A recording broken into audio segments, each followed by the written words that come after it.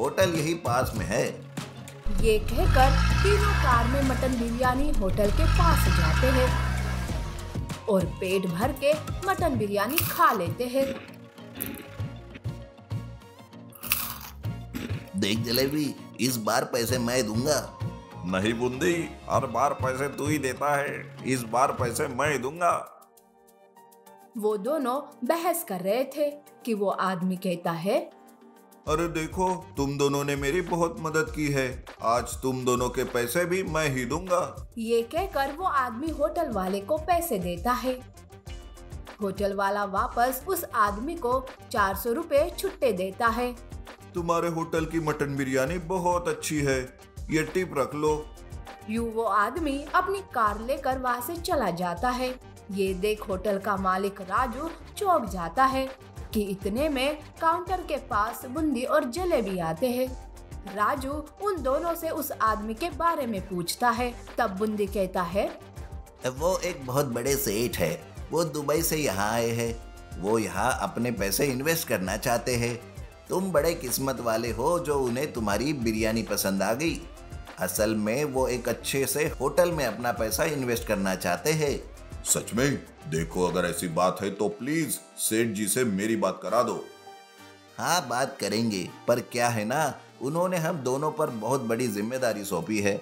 हमें गांव में और भी होटल चेक करने हैं, और तो और कल हम दोनों उनके साथ दुबई जा रहे हैं। अरे बूंदी, मुझे राजू की बिरयानी बहुत पसंद आई। मुझे लगता है कि हमें इसकी मदद करनी चाहिए। हम एक काम करते हैं, हम मालिक के रोबोट को यहाँ रखते हैं। जब तक हम दुबई से वापस नहीं आते, रोबोट होटल की सारी जानकारी मालिक को देगा। क्यों भाई, तुम्हें कोई ऐतराज तो नहीं? राजू उन दोनों की बात मान लेता है। वो दोनों बाहर आते हैं। अरे बूंदी, अब इस रोबोट को कहाँ से लाएंगे? अरे मिस्टर जलेबी रोबोट। अच्छा, मैं समझ गया। अगले दिन बूंदी एक रोबोट को लाकर होटल में रखता है और राजू से कहता है, देखो राजू, रोबोट का ख्याल रखना, मेरे फ्लाइट का टाइम हो रहा है। जलेबी एयरपोर्ट पर मेरा इंतजार कर रहा है, मैं जा रहा हूँ। ये कहकर वो वहाँ से चला जाता है। उस रोबोट में जलेबी बैठा था। रात होते ही राजू होटल बंद करके वहाँ से चला जाता है। बूंदी चोरी छुपे होटल में घुसता है और जलेबी रोबोट से बाहर आता है। वो दोनों आराम से होटल में रखी मटन बिरयानी खा लेते हैं और तिजोरी में से पैसे चुरा लेते हैं। राजू सुबह जब होटल में आता था तो वो बिरयानी को न पाकर परेशान होता था और सोचता था कि शायद बिल्ली खा गई। ऐसे में एक दिन राजू होटल के बाहर खड़ा था कि तभी उसे कार वाला आदमी नजर आता है। राजू भागते हुए उसके पास जाता है। सर, आप कब आए? लगता है आप होटल भूल गए। बताइए, कब बिजनेस डील साइन करेंगे सर? ये सुनकर वो आदमी चौंक जाता है और राजू की सारी गलतफहमी दूर करता है। राजू भागता हुआ अपने होटल में जाता है और अपनी तिजोरी खोल कर देखता है। तिजोरी में बिल्कुल भी पैसे नहीं थे। ये देख राजू सारी बात समझ जाता है। वो उस रात मटन बिरयानी में मोशन की दवा मिला देता है और हर रोज की तरह होटल बंद करके होटल के बाहर चोरी छुपे नजर रखता है। इस बात से अनजान बूंदी होटल में आता है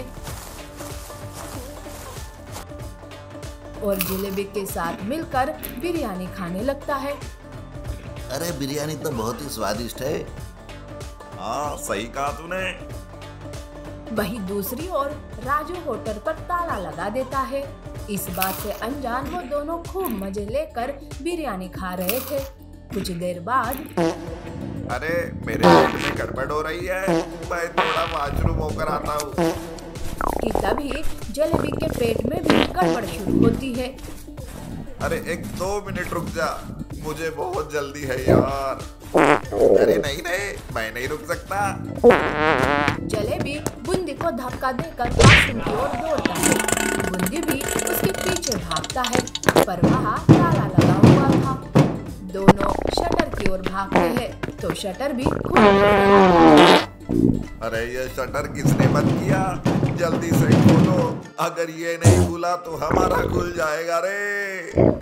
हाँ हाँ सही कहा। अरे भाई जल्दी करो। वो दोनों शटर पर जोर-जोर से मार करते हैं कि बाहर से राजू पुलिस को लेकर शटर खोलता है। अरे बुंदी जलेबी तुम यहाँ। अरे साहब हम ही है, जल्दी से हमें यहाँ से ले चलो, नहीं तो यही हमारी खुल जाएगी साहब। अरे क्या हो जाएगी? हो गई। अरे क्या कहा? अरे पेट खराब हो गई। ये सुनकर पुलिस और राजू हंसने लगते हैं।